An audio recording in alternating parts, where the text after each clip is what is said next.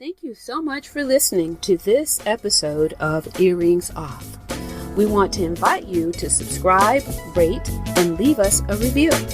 You can find us on Facebook at Earrings Off Podcast and on Instagram at The Earrings Off Podcast. Welcome to Earrings Off. I'm Lou. And I'm Teresa. Let's get started.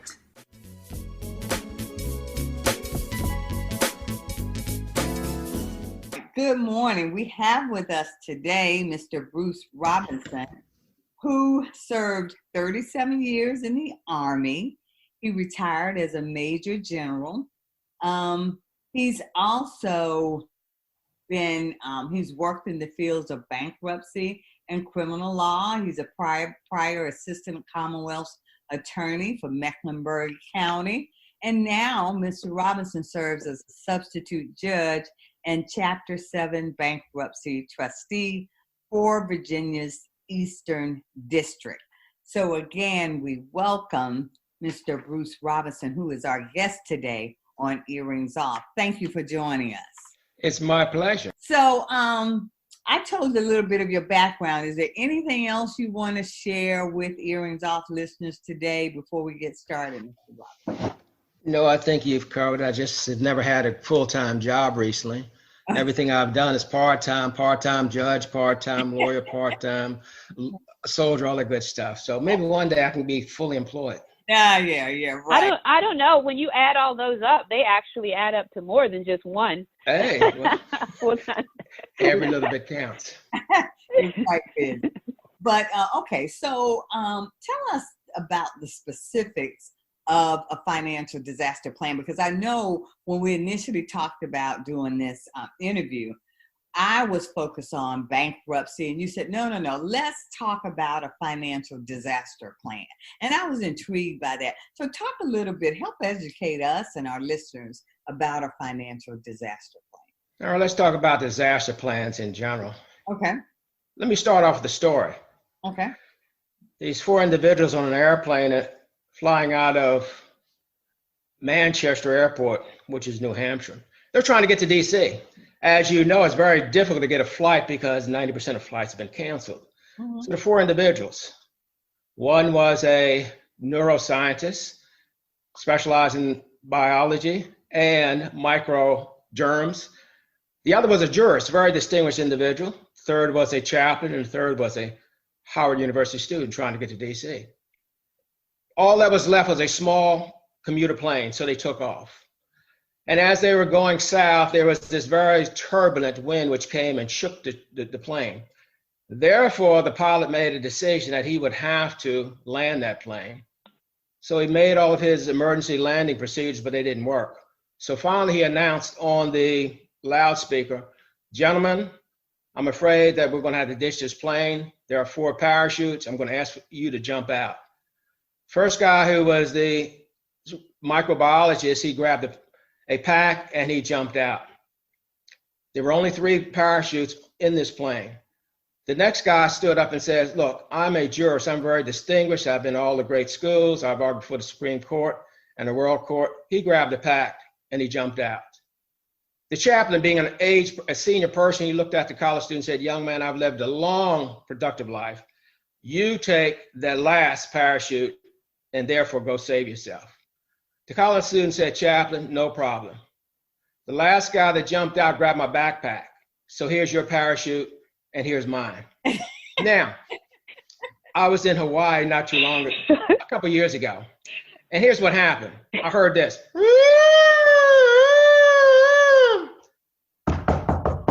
It was a tsunami warning. Blue lights were all over the place. We were directed to immediately leave and follow tsunami route, which meant that you went to higher elevation. Anyway, no loss of life, no loss of property. 2005, let's go back, Katrina. There are disaster plans for every jurisdiction in America, and every state funds an emergency response team and so on. Well, it just so happens there's a tremendous loss of life to Katrina because of lack of following plans, such as moving the buses out to higher elevation to get the people corralled up, to make them leave their homes, and then to have an orderly way that they could get out of that punch bowl called New Orleans. And we know the results are. So I talk disaster plans only to say is that it is a culmination of the worst that could happen in life. We don't think about it. For example, we don't think about death.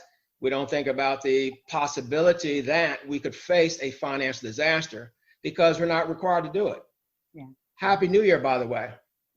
We're into year 2021, that is fiscal year 2021. And unfortunately, we as individuals, we follow our government's example of irresponsibility when it comes to finance, only knowing that our tsunami, our financial tsunami will arrive one day and we have to face it. So the first thing that we want to talk about is the fact that we got to be smart and we have to start mitigating the possibility of financial disaster. In 2021 to 2023, we'll be facing a financial tsunami in the United States. There's an election, so I'm told, and as we get into the first half of the term of whoever it is in the driver's seat, they'll have to pick up the pieces from stupidity which is taking place every day in the United States. Got to realize the United States is a capitalistic country which thrives on people spending money. And let's think about it. A, B, C, D. A, accountability. Accountability means that we know where our funds are going. We have the ability to sit down and to know that this went to housing, utilities, food, insurance, and so on. Our parents did a great job. They had a little stubby pencil, and they may have had a checkbook if they were really sophisticated. For the most part, they got that paycheck divided into 4 piles: housing, utilities, food, car insurance, and sometimes car payment. When the money ran out, the money ran out. We don't do that. I don't do that. I've got charge card. I go and I swipe that thing. I have no idea what my balances are. But then comes the day of reckoning. It's called that bill, and I have to deal with it. The signs of financial disaster are simply this. When you run out of money before you run out of bills, you're in trouble. And if it's temporary, because of a temporary layoff, or you're a college student who's trying to get a better opportunity in life by advancing yourself, it may be okay. But what happens from what my perspective is that we begin now to become irresponsible. We don't consider the cost of things. It's about the destination, not about transportation. For example, a young person's first dream is good, fancy, shiny car, which they don't need. First, they're not employed. Why you need a car? Oh, I'm going to need the car to go find a job. Not in 2021. You do all that stuff online. Not in 2020. You do that stuff online. So that then leads down this disaster of trying to get something that one does not need and one cannot afford. I'm a bankruptcy trustee, so I see the stupidity every day. I'm going to give you an example. It's a bad example, but it's an example. Here recently, I heard some cases. One young lady had 4 vehicles. Man, why you need 4 vehicles? Well, I bought a vehicle for somebody else, but I had to take it back. What that told me, her boyfriend or whomever her huggy was, she bought him a car, he couldn't afford it, so she took it back. So why you got 2 cars, then you can't, with 4 cars actually, and you're paying on 2 of them. So what that means is that huggy, who could not afford that car, she wanted to bail him out, put him in the wheel, and whatever happened, it's a disaster. Another, why you have 4 cars? Well, one is my son's and one's my daddy's. I had a cosign. If they can't stand for their credit, don't support their inability to get credit, unless you understand that you're going to suffer loss. So now, accountability. Number 2, budget. A budget is a plan as to looking at your income and your outcome. The income should always exceed the outcome. If it doesn't, your budget is bad. It's upside down. Now, here in the United States, we don't worry about budgets. For example, we just went through something which is called stimulus. That is simply paper. Remember, the Federal Reserve has the ability to put paper which is not backed by anything real. All that means at some point in time, that bill has to be paid. So that's why I talk about 2021 to 2023 and so on. Next is credit/control. If you have credit, control it. Credit is only necessary if you need to borrow money or if you need to show fiscal responsibility. That is, you're looking for a job or you're trying to go into the military, trying to get a security clearance, which means that credit is a controlled commodity which will run away wild if we don't control it. Let me give you an example. It wasn't long ago that as soon as a kid got accepted to college, they automatically got an unsolicited credit card. Yeah. Maximum Yeah. $500. Yeah. Then that kid would take that credit card, use it 3 times, pay the minimum payment. It went up to $750. By the time the kid graduated from college, if they did graduate, that is all the way up to $1,000, $1,500, and so on and so on. Because that child has no discipline in being able to A, account for their money, B, have a budget, C, at least uncontrolled credit. So therefore, that is one of the downside of this unsolicited credit. Now, then we get to D, debt. Debt may be necessary, but the quantum of the debt, that's something that we can control. Mm-hmm. For example, I use the example is about the destination, not the transportation. Mm-hmm. We have natural transportation called feet, mm-hmm. the mechanical transportation called bicycles, motorcycles, automobiles, trucks, RVs, and so on. We need to temper our destination first. How we get there is immaterial. For example, we got Uber, we got Lyft. That's why kids, for the most part, don't buy cars. Very smart. All they got is that feature on their phone. They can lift up, they can Uber up, and go about their business. Very smart. However, for those young men in particular who have to have that pickup truck, have to shine it up to impress the young ladies, don't have any credit, but the moms and the grandmamas of America wants to co-sign. Actually, they're buying the car. They're called a co-owner, not a co-signer. And then when that young buck fails to make those payments, guess what? You got something that you don't need. Now, using that example only, grandma or mama would be best to let that vehicle default, let it go into repossession, and wind up paying the unpaid portion of that debt. It's called deficiency, because that's better than holding on to a vehicle that the operating costs, such as insurance, mechanical stuff, fuel costs, really become unmanageable in many cases.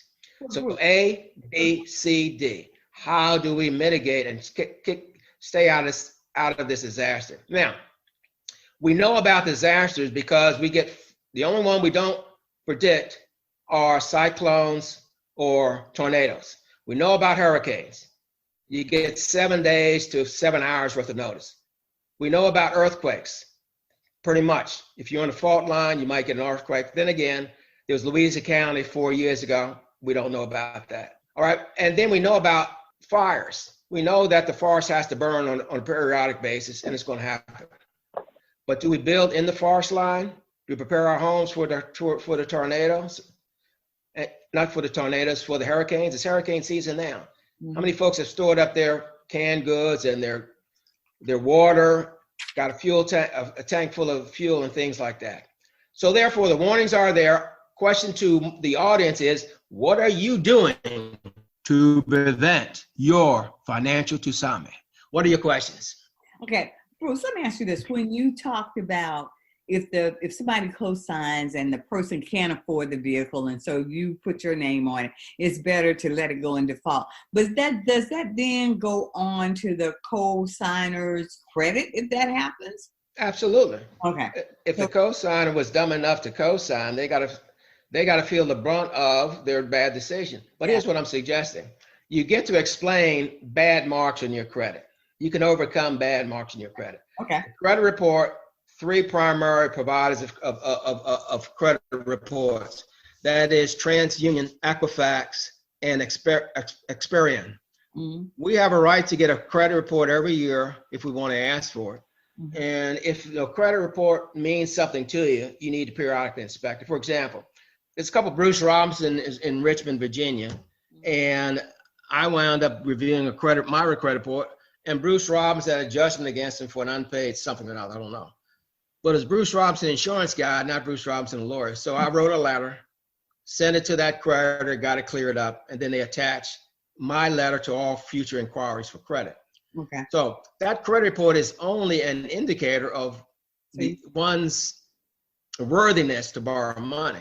Mm-hmm. It doesn't mean that money is going to come to you. It just means we look at that. But more important than that is, can you pay your debt? Do you have a job?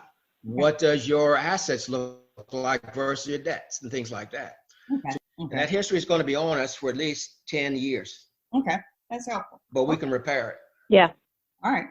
Thank you. So, Bruce, you mentioned those disasters like hurricanes, earthquakes, and fires. But, you know, right now there's a disaster that's facing us, COVID. So are there specific people who are more vulnerable to financial disasters, particularly with COVID, with the COVID implications this year? So how about that type of a disaster, one that we truly didn't see coming? Like, you know, we have a hurricane season, and, you know, if you, like you said, if you live on a fault line, there's the implication of there might be an earthquake. And with the fires, you know, we have to, you know, at some point you're gonna, like you said, you have to burn off. But COVID, we didn't see that coming. How do you prepare for something like that? We prepare for it by using what we're supposed to do, but we don't do. That is to have a 6 months reserve stored up. In other words, we're at the 9th month of COVID, and the average person had nothing stored up. So those stimulus checks became a lifeline for them to be able to live. So conventional financial wisdom says you're supposed to have 6 months of goodies stored up so that if you have the COVID tsunami, you can survive it. Yeah. We don't do that necessarily, but let's talk about that in particular. The less we invest in preparation for financial future, the more vulnerable we are to financial downturns.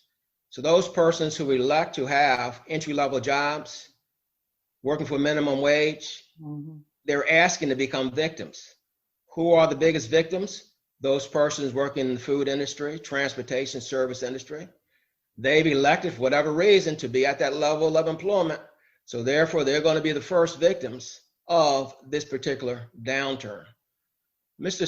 Government steps in and says, we're going to print more money because we want to keep retail businesses going.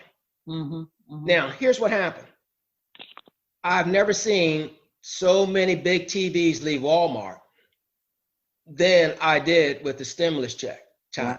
Yeah. Oh, wow. I talked to a furniture guy who owns a furniture store. He said, business has never been better because of this situation. Everybody's at home. They got nowhere to go, but everybody's got money.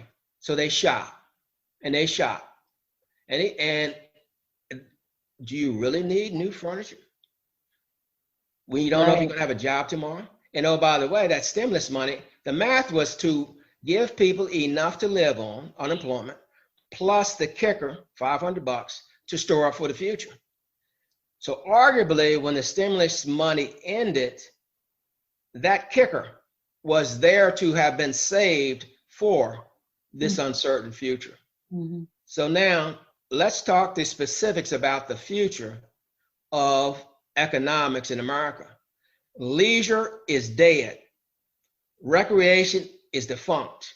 Airline travel other than business is a luxury that we're not going to be able to afford. And it's unnecessary because it's too risky. All of our boutique businesses, particularly Black businesses, restaurants, beauty parlors, barbershops, we're vulnerable. You don't need to get your due done and your nails done when you can't pay your rent.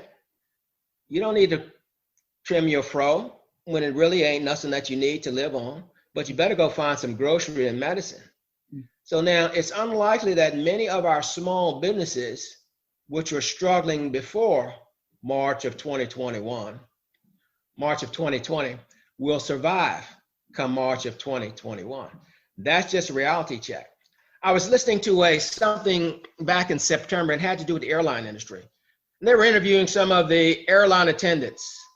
We just hope that Uncle Sam will extend the stimulus money because come 1 October, we will not have any jobs.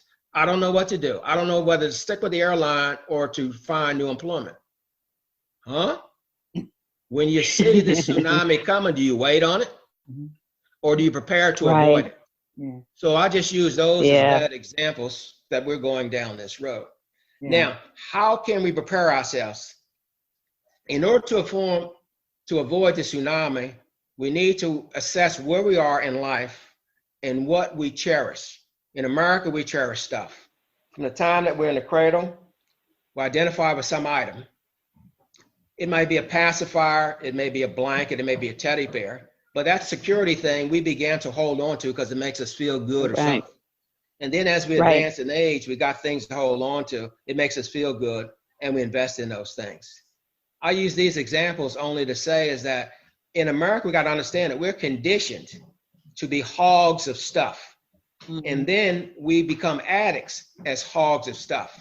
If you ever look in a pig bin, a hog doesn't care what you throw over in there, it's going to consume it. And I would suggest that our advertisement in America is designed to make people over consume things that they really don't need. Let's face it, most of us can afford to live, but we cannot afford that vacation home during a downturn. We cannot afford that luxury car during a downturn. We cannot afford those timeshares and that extension of leisure. America, we invest in leisure. It takes about 20% of our income to live, 80% to use for something else. We have to look at our stuff and begin to cash in on necessities. That is houses. Let it be, if they have to go to foreclosure, they have to go to foreclosure. And oh, by the way, financial distress is a female health issue. It drives women crazy to not be able to pay their bills. They get stressed out. Men kick back and say, oh, we didn't pay that bill? Oh, well, I'll deal with it when they come and take the car. Women are planners. They're nurturers. They are trying to hold on, in many cases, for things which are not necessary.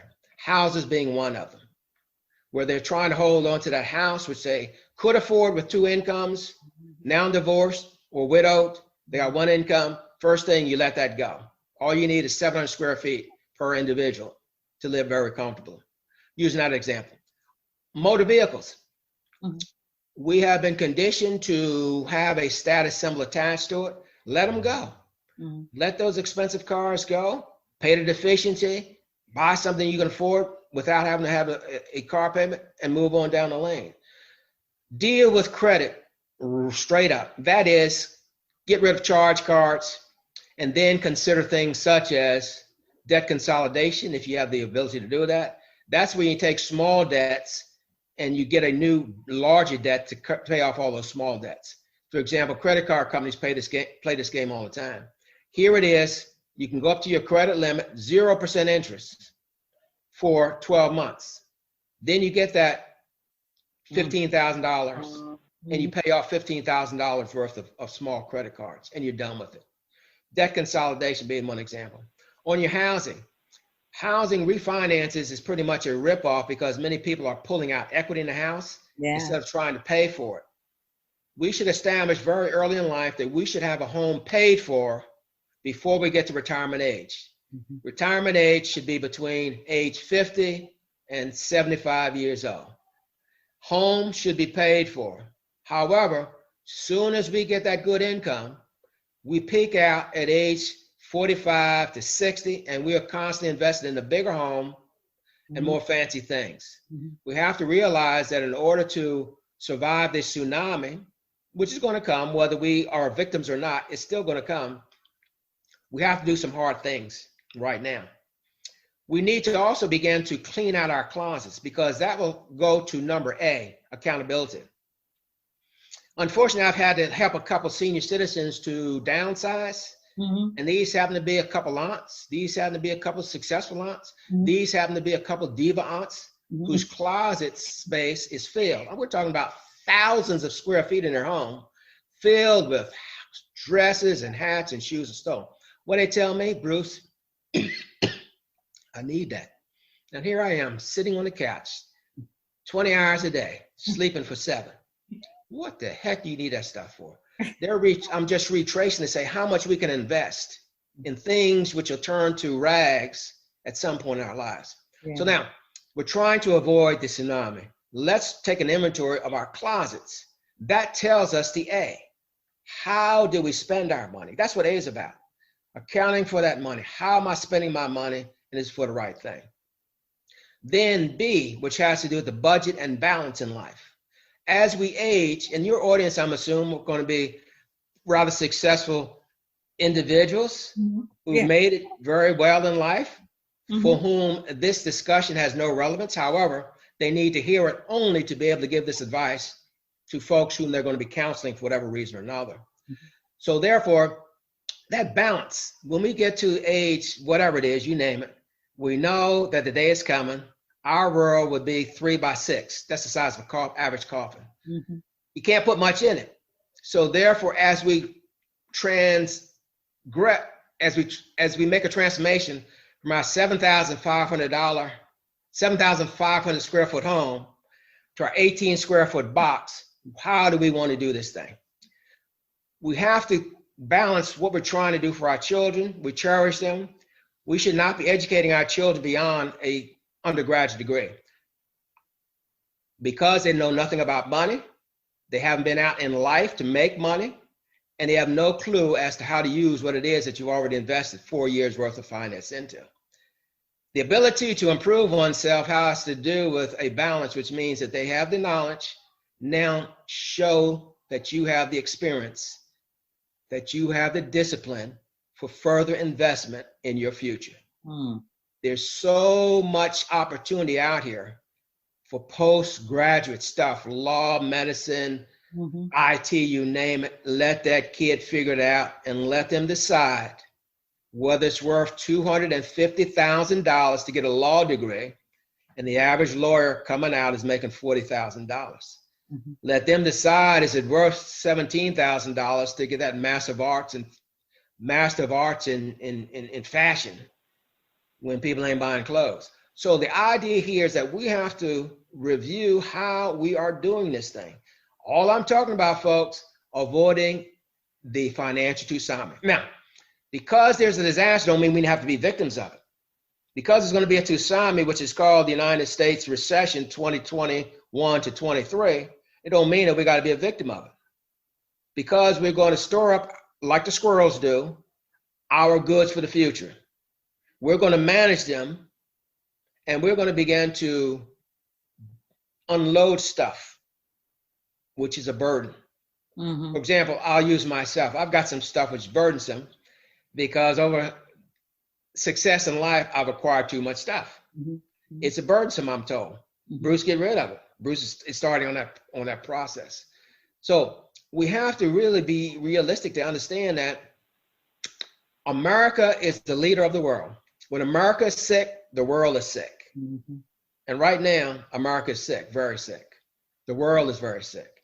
Just look at all the indicators. If you turn on any news, especially some of the financial networks, the indicators are there. Question is, how are we going to avoid a financial tsunami? Wow. Okay. Bruce, that is good stuff.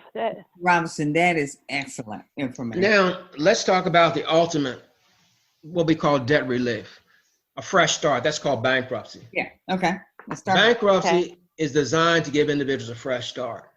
A fresh start simply means is to be able to clear yourself of debt. Biblically, you go to Deuteronomy, it talks about forgiveness every 7 years of debt. You can't collect on debt. Our bankruptcy code began with that. Now it's 8 years between bankruptcies, what we call liquidation of Chapter 7. 2 flavors of bankruptcy for the individual. One is Chapter 7 liquidation. That is, you hold on to what you can, you get rid of the rest of it, you get rid of your debt for the most part, you have a new life.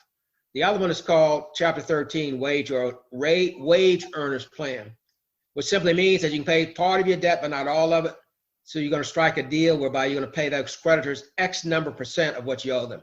30 cents on the dollar, 100 cents on the dollar, 7 cents on the dollar, whatever the math comes out. Bankruptcy is called a fresh start.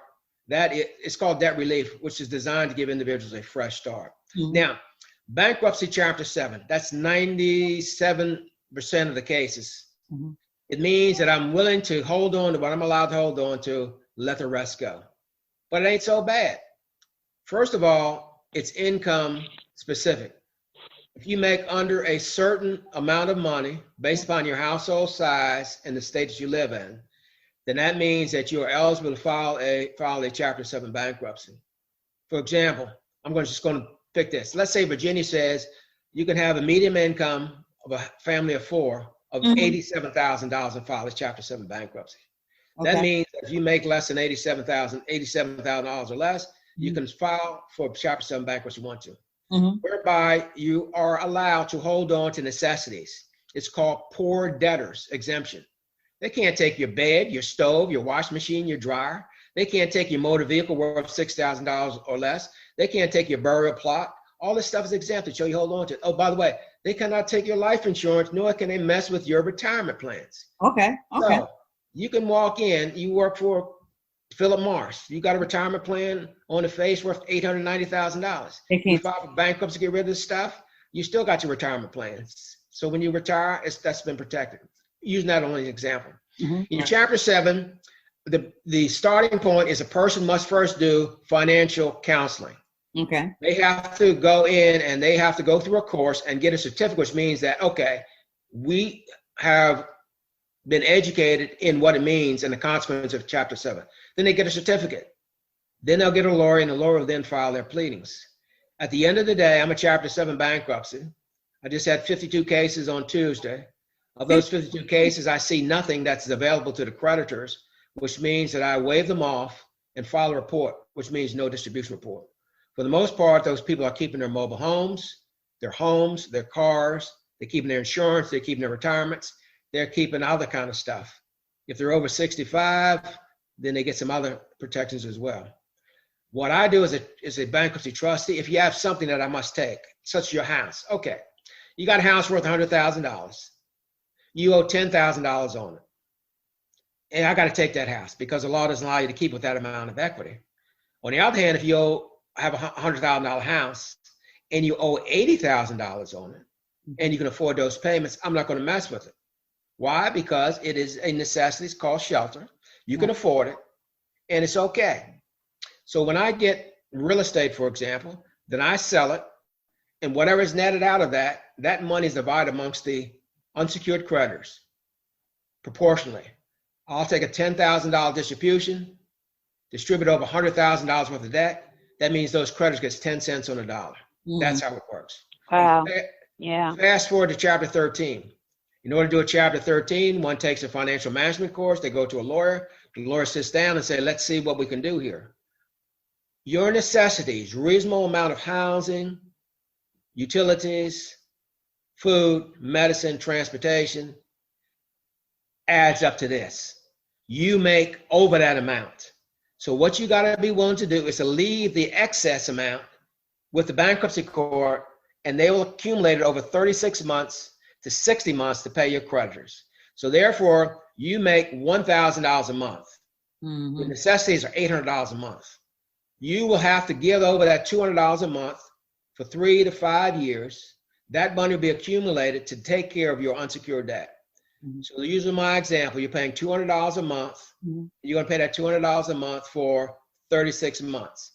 $7,200, you got $72,000 worth of debt.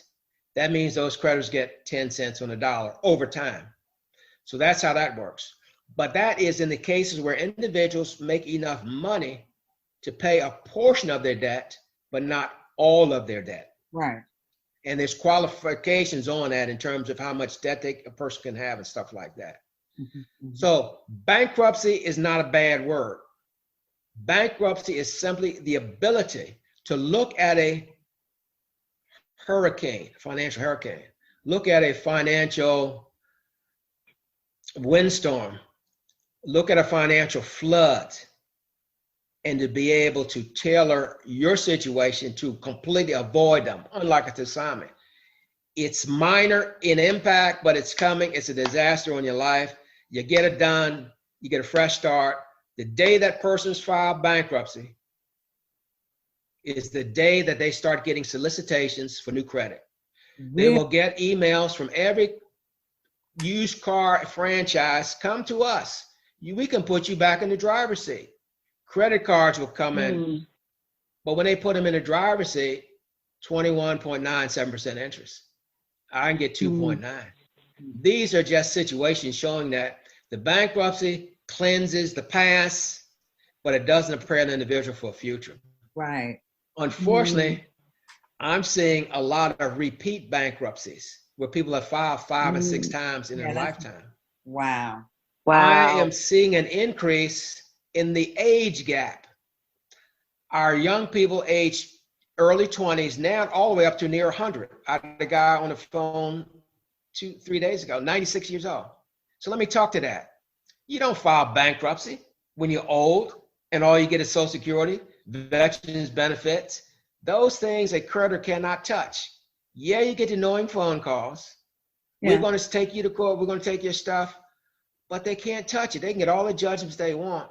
But there's certain things which are untouchable, such as Social Security benefits, disability benefits, veterans benefits, except for things like maybe child support. But that's a different subject altogether. Yeah. But for your consumer credit, you pretty much protect. Now, remember that's a psychological game. And the internet is very dangerous, whereby the internet gives the whole world access to whom we are. Somebody's looking at this thing, who's that Bruce Robinson guy? And they'll probably Google that Bruce Robinson guy. And with a little bit of effort, they can figure out where he lives, what he does, and enough information to become him if they wanted to. Right. It's called fraud, identity theft, and so on and so on. Now, what happens is that seniors are primed for identity, and I'm talking to seniors now. We are primed for fraud because we got the money. Right. We own most of the wealth in America. Right. We are kind-hearted, sensitive people, but we're also stupid because we fall for those schemes.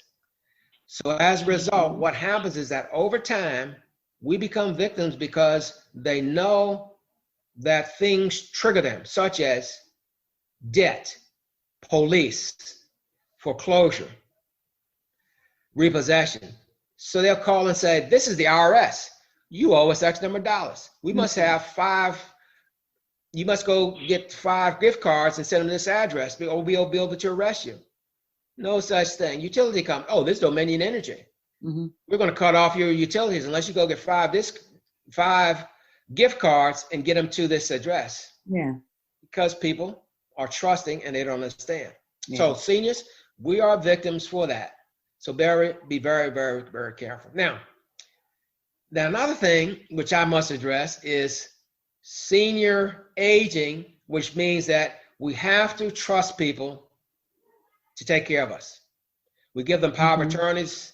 We have them live in our homes because we're aged. We got to have that niece, that nephew, that grandson, that son, daughter, and we entrust them. They steal us blind. We don't have any control over that. However, that was our decision.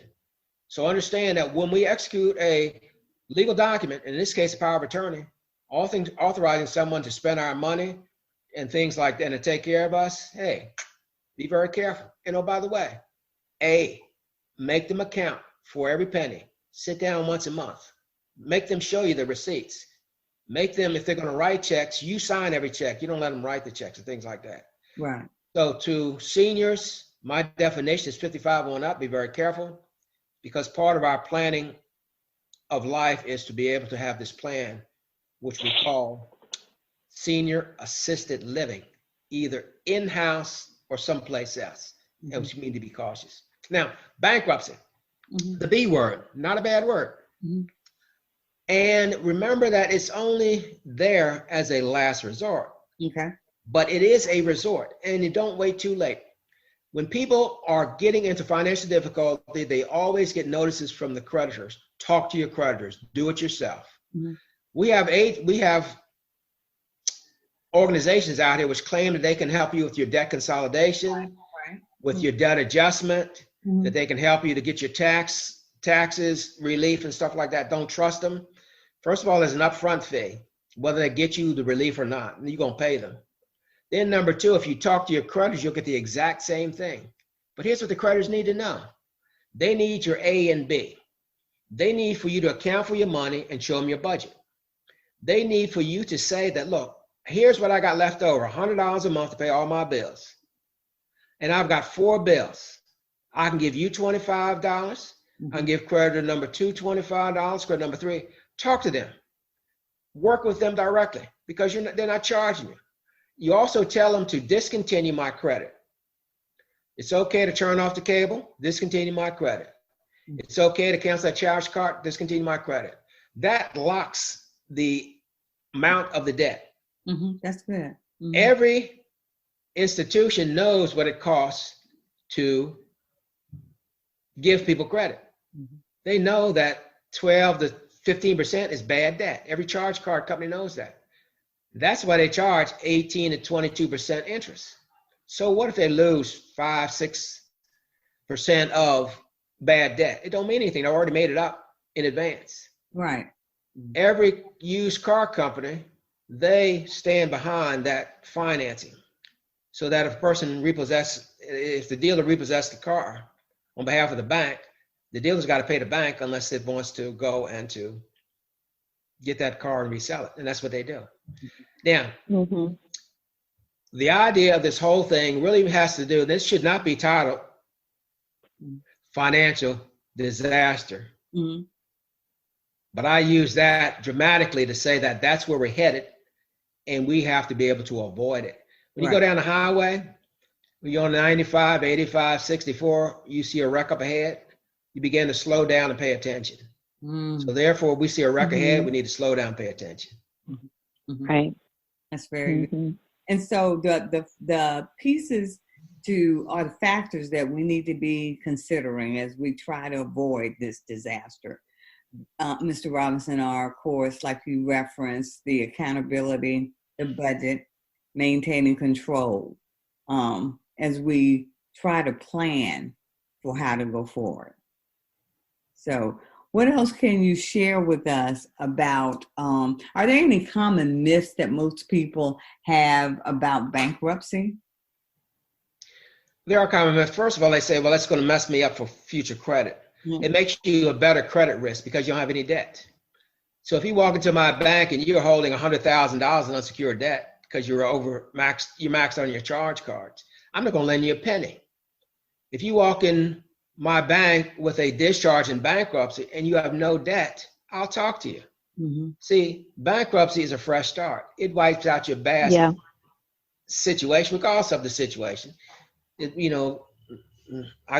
Most people go bankrupt because of financial hardship, and it could be medical related. It could be loss of job. It could be loss of income. It could be, splitting up your marriage or loss of your business, things like that. The reason really doesn't matter, but it is stopping at the stop sign. You can turn left and continue to struggle, or you can turn right to a free open road. And that's what bankruptcy does. Now, when you get that discharge, it tells the world that you couldn't manage that situation. But more importantly, the world who is who has the ability to lend you money wants to know why. And what does your future look like? Okay, that's good. A lot of people within 2 years of bankruptcy are qualifying to buy homes. The day after bankruptcy, they qualify to get a car because every car dealer wants to sell them something. So that is the thing. The popular myth was that it's going to ruin me for life. I won't be able to get it. Right. I won't ever be able to buy a home or so on and so on. That's why that initial step towards bankruptcy is called financial counseling is so important, because they give you an alert as to the possibility that could be something for you to consider. You should get legal advice from a bankruptcy attorney concerning this whole thing. The people who do what we call pro se, they're representing themselves in bankruptcy, they normally get clobbered right at the starting chute. And they don't get what they're looking for because they didn't want to pay that $1,000 to a lawyer, $1,200 to a lawyer. But they get clobbered at the start because they don't know the law, they don't know the procedures, and they're losing stuff that otherwise could have held on to. But most of the time they get kicked out of bankruptcy for failure to do everything that's required. So bankruptcy, again, is one of the last resorts, but let's be realistic. We can avoid bankruptcy. It takes at least 7 to 50 years to get hopelessly lost in debt. So we need to backtrack some of that 7 to 50 years worth of bad habits, so to speak. And there's nothing wrong with being retrained because we tend to acquire the habits that we've seen in our environment, our parents, our grandparents. And folks, they were pencil and paper people. Right. My folks didn't have no bank account until their latter years when Social Security said you have to have one. Right. They were pencil and paper, and they figured it out. Okay. Can I want to ask a question, and I don't know if this is a silly question, but it's a thought that I had as you were speaking. I don't know much about bankruptcy. I've never filed, but it sounds like in the way that you describe it, that you have to have a job in order to file Chapter 7 or 13. So you have to have a job. You have to have a job for Chapter 13. Okay. Or you have to have, let me put it, you must have to have verifiable income for Chapter 13. People get very creative for Chapter 13s, but you have to have income. So, for example, a lot of retired people file Chapter 13, and a lot of people who've lost income because they've changed jobs. They went for a $100,000 job down to $30,000. They will do that because they're trying to. In Chapter 13 is when you're trying to hold on to something. Let's face it, it's normally a house. Chapter 7, you have to have any income. Matter of fact, I've seen a rise in the number of no income Chapter 7 filings. This is in the last 7 months, and a lot of it has to do with COVID. But anyway, but a lot of it just have to do with people not having income, and they're getting out of prison, or they're getting out of college. They don't have any income, but they got a bunch of debt. It's people who have been out of the workforce for voluntary reasons. And so you don't have to have any income for Chapter 7. And the only reason why those no income people, Chapter 7, file is because they want a brighter future. They want to be able to go into that job without the history of bad debt. And employer's not going to hire if you got a lot of debt. You're too much at risk. That's right. Called pilferage. So they do that. And then the other thing is that for the elder people, many on Social Security or veterans benefit, they just get tired of the harassing phone calls. You don't have to file bankruptcy because you're what we call judgment proof. If you were to get sued, someone get a judgment, you have absolutely nothing they can touch. You're living in an apartment, or you're living with your daughter. You don't have no car. You don't have any need to have to file bankruptcy except to get rid of those harassing phone calls. Remember, that's the creditor's world. The creditors are allowed to lie to you. They're allowed to intimidate you, and they'll do it until they get caught. If they get caught, they'll pay the penalty and keep on doing the same old stuff. Right. Mr. Robinson, that is all. That's excellent information you shared with us today. Is there anything that you want to share before we end? What advice would you give people, I guess, to sum up, to especially maybe to the young people? What should they be looking at now so that years down the road they don't find themselves in this position? Change the topic, and that is financial management. They have simply just have to do A, B, and C. Actually, they have to have D, because at some point we're all going to have debt for whatever reason. But they got to start out. Right. And by the way, we are empowering many young people to fail financially because we don't make them learn finances. For example, let's say you give a kid an allowance. Let's make it $20. Do we care what they do with that $20? Well, 6 minutes after you give them that $20 of his cash, it's gone. Video games, running down to the fast food place and stuff like that. So we're setting up our kids for those mistakes. And then we want to bail them out. Oh, Junior went out, he got an apartment, he had a job, he lost a job, and I want to keep him in the apartment. Why? We have to allow our children to fail financially when it doesn't cost them any money, which means that we can train them into financial management with things such as allowances or things such as responsibility. This is your room. It must maintain my standards of hygiene and in order for me to give you this allowance. If it don't, you don't get nothing. These are your chores: dishwasher, taking out the trash, blah, blah, blah.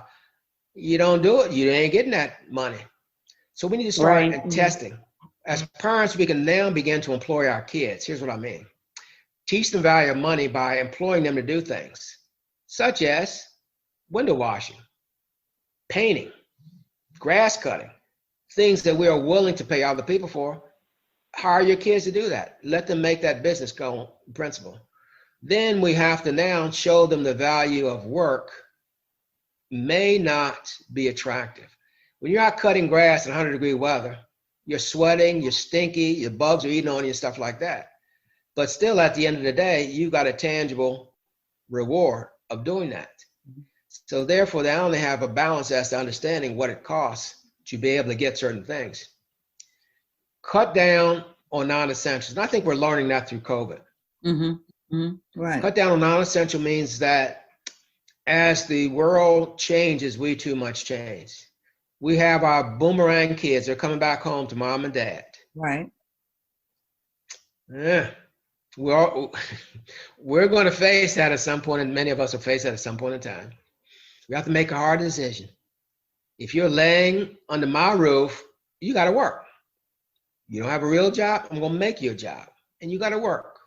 The consequence is if you don't work that 9 to 5, which is whatever I prescribe as 9 to 5 in my domain, you got to go, which means I can put your stuff on the street and lock you out. It's warm weather, so go sit in the park. I don't care. That's up to you. We have to train and educate our children, and let's start at the crib. Unfortunately, COVID has destroyed our ability to communicate and have contact as individuals. Because everything now, just like this program, is electronic. We need to limit our children's access to information and teach children how to access information and to verify it as being accurate. So just because on the internet don't mean that it's real. So we have to go and teach them how to access information and how to make sure it's accurate and to use it to their advantage. So the internet is the most dangerous weapon in the whole world, but it's there. And it's there as an asset or as a weapon. And for the most part, we use it both ways. We got to teach them how to take that information and to utilize it for their benefit. And we have to start getting them to program 10, 20, 30 years out. How the heck are you going to do that? When I was 13, I had no concept. My dad was like 33 years old. No, daddy was about 39 years old. No, 42 years old. I had no concept what it looked like to be a 42-year-old person. I thought they was old age and out of touch with reality. And then I got to be 42. Young, in touch with reality in some cases, and doing okay. So we got to keep our kids to focus on, and we should ask them write down their 3-year plan, 5-year plan, and so on. We should ask them as they go into grades, I'm in the 5th grade now, what are you going to do in 6th, 7th, and 8th grade? Then what are you going to do in 9th, 10th? Make them write stuff down, and we need to talk to them. Next thing, we got to give them good examples. They had some millionaires playing basketball last night on TV. They only get to play basketball between 3 years and 13 or 14 years. Then they got to go do something for real. What are they doing with those assets? So whether we're millionaires as teenagers or whether we are $100 heirs as teenagers, really don't matter. It's what you do with those funds that's going to matter. We've got to get our children empowered to know the limitations. And here's my problem. I don't know my credit limits. I just went to the grocery store and I swiped. I just went to the gas station and I swiped. I don't know what's in that account. All I'm interested in is paying it when it becomes due. But I have no concept of the finality of money. We have to give our children cash and let them work cash on a periodic basis. The best way to do it is to take them out to eat and hand them a piece of money. You can't do it now because nobody touches money. Right. But you want them to, or you take them to the dollar store or the Dollar General and you hand them a piece of money and see what they do with it. But before you do that, you're going to get them a bank account. It doesn't matter what kind of bank account. You're going to have something with their name on it, which is a symbol of savings, because you get free banking for your kids if you want to get them into the banks and stuff. So we got to train our kids. Now, number 2, here's the hiccup. Here's the big hiccup. You got to discourage branding. You got to discourage branding. We brand everything. We got to discourage branding. And here's what I mean. A Ford drives the same as Ferrari. It's a drivetrain and it's a mechanical device to control that thing. And they can go to the same place. One may be 23,000, the other may be 230,000. we got to discourage branding because first of all, it's in clothing. It's in choices of shoe wear. It's in cereal on the shelf. It's everywhere. We got to discourage branding. And when you take those small children to the store, forget FUBU if Walmart brand will do. If you can afford FUBU, fine. If you can't, stay within your guidelines. What I see is we are giving unexperienced people large chunks of money. And I just use the COVID stimulus checks. But in my world, I get to look at people's income taxes every time they file bankrupt. Mm-hmm. And what I get to see when someone who's making $13,000 a year gets a tax refund of $9,700 a year, earned income credit, child tax credit. That person has $9,700 a year, and I ask them, what did you do with that money? Mm-hmm. And they tell me some outlandish stuff. Yeah, I understand you had to catch up your rent and utilities. You went and you got those kids $2,000 worth of school clothes. Mm-hmm. What did you do to manage that money? Mm-hmm. Because what happens, it becomes a vapor very quickly. So it's about the training and the experience with anything in life. I don't care what it is. And money is the downfall of many people of color, in our conversation, many Black folks, because we haven't been experiencing it. Right. Now, we also have to get our children accelerated at the lowest cost. I was really entertained to learn of all these rich people that were paying to get their knucklehead kids in these Ivy League schools, these branded schools. Mm-hmm. What you do with a degree from the City College of New York is exactly the same as what you can do with a Harvard degree. Mm-hmm. So therefore, why do you want to take your child and put them in a position that they haven't earned, only to let them not to understand what it means to earn certain things? So we get out of the branding. So therefore, when it comes to college times, you stick their butts in a state-supported school. And oh, by the way, you can prepay that for tax reason, and you can have that kid ready to go to school 4 or 5, actually 10 years from now at today's prices, for example. And the other thing that we do is we began to appreciate use of hands. Carpenters, mechanics, brick masons, lawn care, nurses, cooks, and so on. It's honorable. And oh, by the way, over our lifetime, if we look at it, because you don't have the educational costs, you can do just as well financially over a lifetime if you are cutting wood, calling yourself a carpenter, owning your own business, employing people, as you could if you were a neurosurgeon. Because they're paying $1.5 million worth of debt, which many of them never pay, because they had to have that education to get to where they are. So if we're talking strict finance, encourage the use of hands. Go back to learning basic skills. I'm impressed because our community colleges in Virginia now have your trades back. Right. Welding, heating, air conditioning, automotives, and all that kind of stuff. Let's transition over to those traditional things. Right. It ain't pretty, but it's profitable. Right. Okay. Well, thank you so much for joining. Yeah. You dropped a lot of knowledge here today. Well, perhaps we can talk about more positive stuff, such as financial planning and management, because that takes away this whole topic that we've just spent the last 58 minutes discussing. We will absolutely do that. And we've had some discussions about that. But certainly this is information too, because we all need to be aware of the impact of our decision making and how we're subconsciously taking information in, which impacts, the decisions that we make. So again, thank you so much for joining us. And we look forward to our audience hearing this audio. Okay. All righty. Well, it's been my pleasure to be part of this podcast. And all right. Wishing everyone safety and wishing everyone the best. All right. Take care. Bye. Bye-bye.